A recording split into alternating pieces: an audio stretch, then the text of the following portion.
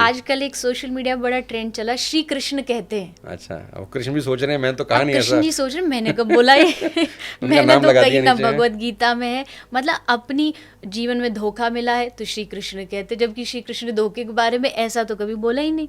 तो ये मन मर्जी वाला सिस्टम कृष्ण नहीं से होना चाहिए। भगवान कृष्ण भी माथा पीट लेते होंगे यहाँ बैठ के कहीं। तो अब दिक्कत यही है ना कि सुनने वाले भी ऐसे हैं, उन्होंने कभी कोशिश ही नहीं की, अच्छा कहाँ कहते हैं ज़रा बताओ, हमें बताओ कौन से भगवत, श्री कृष्ण ने जो कहा वो भगवत गीता है, तो बताओ कौन से श्लोक में लिखा है, कौन से अध्याय में लिखा है। अच्छा तुमने कहा, हमने मान लिया।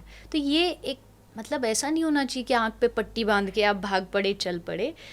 जब ऑडियंस अवेयर हो जाती है तो बोलने वाले को बहुत समझदारी से बोलना पड़ता है, सतर्क रहना कभी भी वो पूछ लेगी प्रूफ दो, बताइए कहाँ से बोल रहे हैं आप। अब तो हो भी गया होगा ऐसा ना, पहले आज से कोई जब आप शुरू में करते होंगे तब तो लोग हाँ हाँ ही करते होंगे, हाँ जी देवी जी ने कह दिया तो ठीक ही है।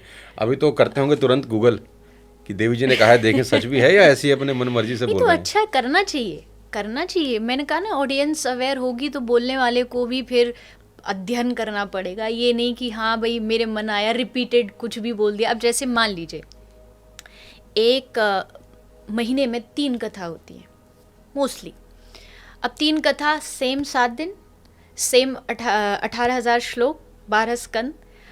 अब अगर मैं हर कथा में वही बोलूं, आजकल सोशल मीडिया है, लोग टीवी पर लाइव देखते हैं, मान लीजिए प्रेजेंट नहीं, तो वो कब तक एक ही चीज़ सुनेंगे।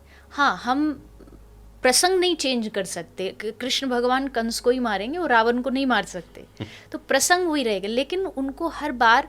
और सबसे बड़ी बात, अच्छी चीज़ जो मुझे लगती है ना, कि हमारे पास ये जो है ना, ये खजाना, किताबें, ग्रंथ, खासकर हमारे आध्यात्मिक जो स्पिरिचुअल किताबें, वो इतनी सारी हैं कि सारा जीवन भी आप पढ़ते रहो ना तो आपको मिलता रहेगा कुछ ना कुछ मटेरियल, कि आप लोगों तक उसको कन्वे कर पाओ।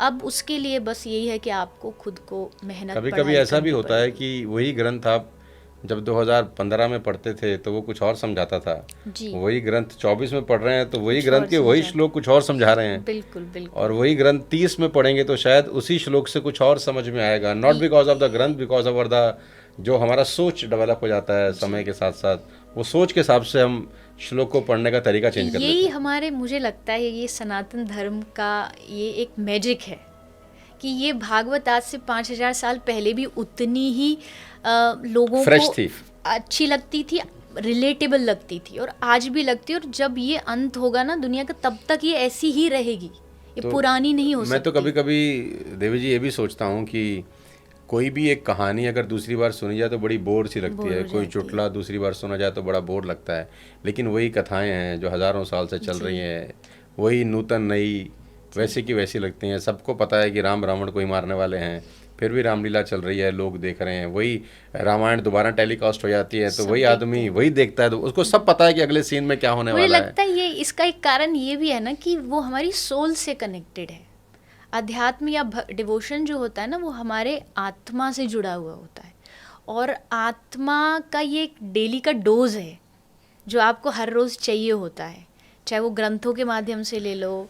मेरा एक सवाल है आपसे, मैं जब सोचता हूँ तो मेरे भी जहन में बहुत सारी चीज़ें आती हैं जी, और सवाल ये है कि आज से कोई 20 साल पहले या 25 साल पहले या 30 साल पहले जब आपने कथा नहीं शुरू की होगी, या और भी बहुत सारे कथावाचक नहीं रहे होंगे जी, तो 30 साल पहले हिंदुस्तान में खुशी, खुशहाली, संपन्नता या ठहराव बहुत ज़्यादा था, या उससे 50 साल पहले और ज़्यादा था, लोगों की दुख तकलीफ़ें इतनी नहीं थी। आज कथावाचक इतने सारे हैं, हर चैनल पे कोई ना कोई कथावाचक आके अपना भगवान के बारे में कुछ ना कुछ बता, मतलब एक तरीके से फ्लड है जी।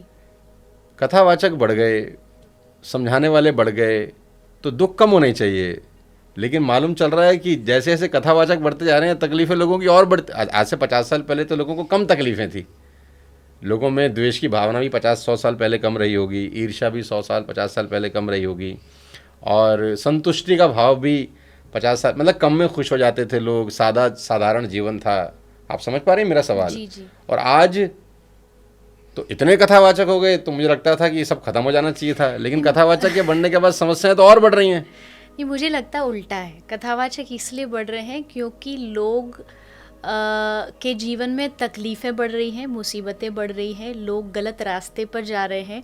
मैं हमेशा एक बात कहती हूँ कि हमेशा सोसाइटी में, समाज में एक बैलेंस चलता है अच्छाई और बुराई का।